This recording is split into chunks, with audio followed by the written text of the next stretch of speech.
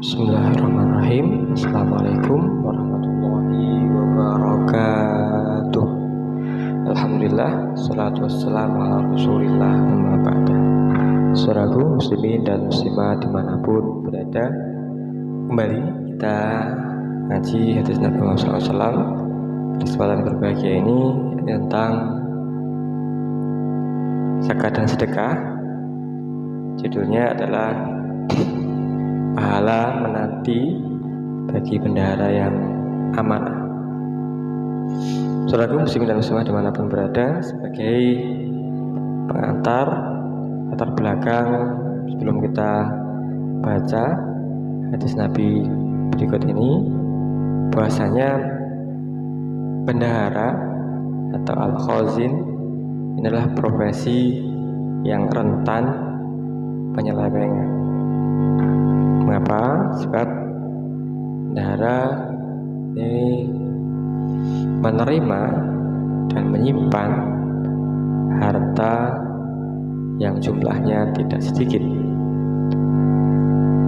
Nah, tanpa amanah, tanpa dorongan untuk berbuat kebaikan, mengemban amanah sesuai dengan apa yang telah ditentukan, maka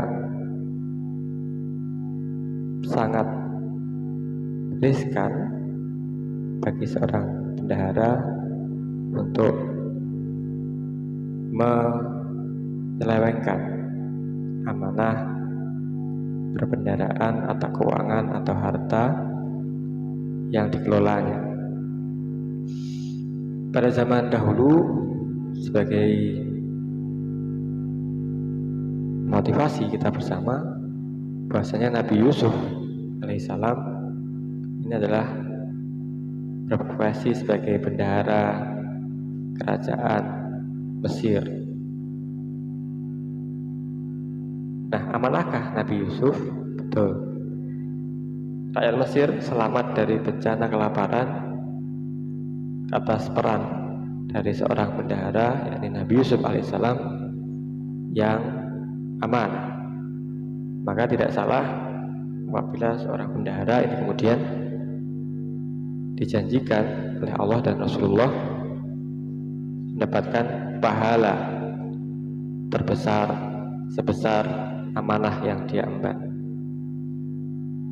Orang kaya kalah, pengusaha sukses kalah, dan lain-lain ini kalah. Kenapa?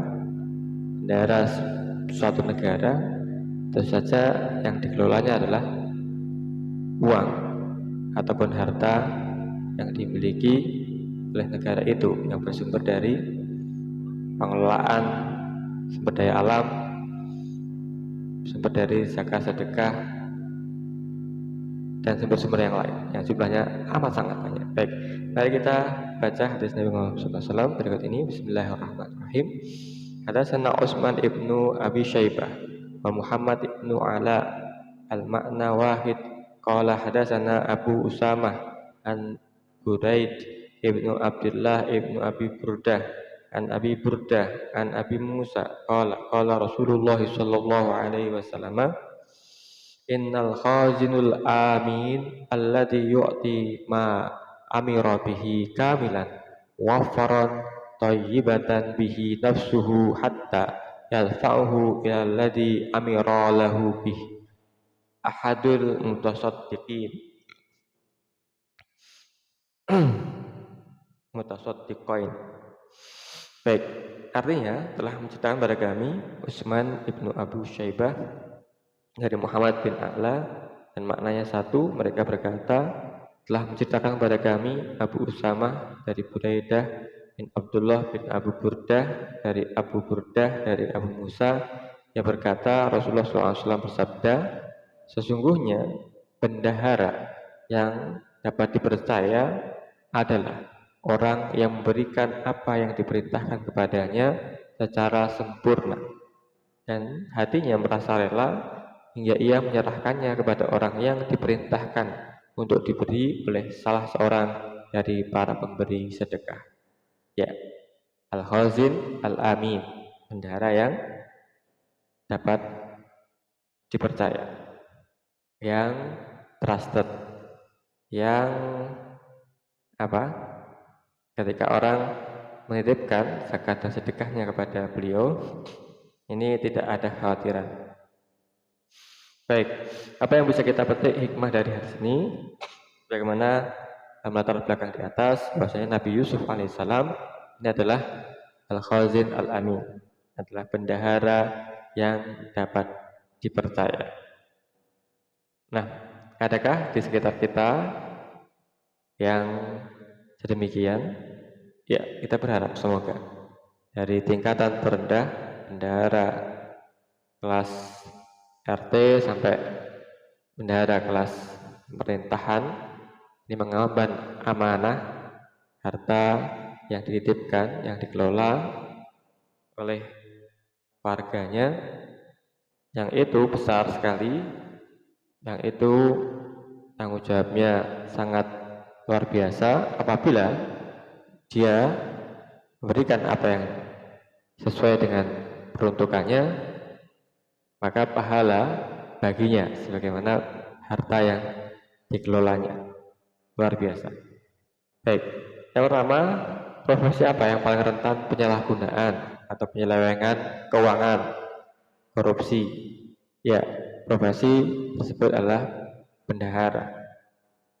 Kita saksikan bagaimana Al-Khazin menjaga Al-Amin yang dapat dipercaya, bendahara yang amanah, ini kerap tersandung kasus korupsi. Ya, kalau kita mau meneliti, maka itu berawal dari laporan keuangan, baik itu yang sungguh-sungguh ataupun yang kemudian dilaporkan oleh pihak lain. Maka ya, karena besarnya tanggung jawab ini, maka perlu bagi seorang Al-Khazin untuk berhati-hati. Ya, yang kedua, mengapa profesi bendahara rentan korupsi?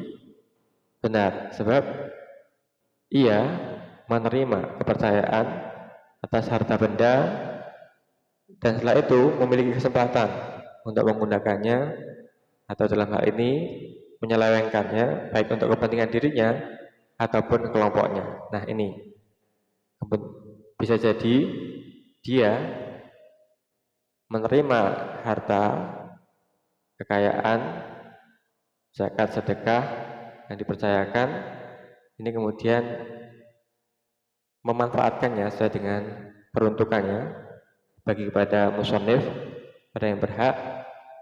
Bisa jadi kalau tidak amanah, ini ada sebagian yang tidak dilaporkan, sebagian yang digunakan untuk kepentingan dirinya dan atau kelompoknya. Yang terjadi baru-baru ini adalah bagaimana seorang yang kemudian didakwa melakukan pidana korupsi meskipun dia tidak menerima 0 rupiah dari apa yang dituduhkan. Nah, ini pentingnya penjagaan sistem pengetahuan bagi seorang bendahara, apa yang boleh, apa yang tidak boleh, apa yang harus dikerjakan, apa yang seharusnya tidak dikerjakan, sehingga di akhir jabatannya tidak ada laporan penyelewengan, tidak ada laporan korupsi. Ya, bendahara yang amanah memiliki keutamaan layaknya orang yang bersedekah terbesar. Berikutnya, yang ketiga, menjadi bendahara yang amanah, Khazin Al-Amin, artinya menjadi orang yang Allah beri petunjuk. Jadi subhanallah, beribadah itu ternyata ada pilihan yang sangat besar sekali pahalanya, yakni menjadi bendahara yang amanah, yang berkompeten, bahkan lebih besar daripada orang kaya manapun di satu negara.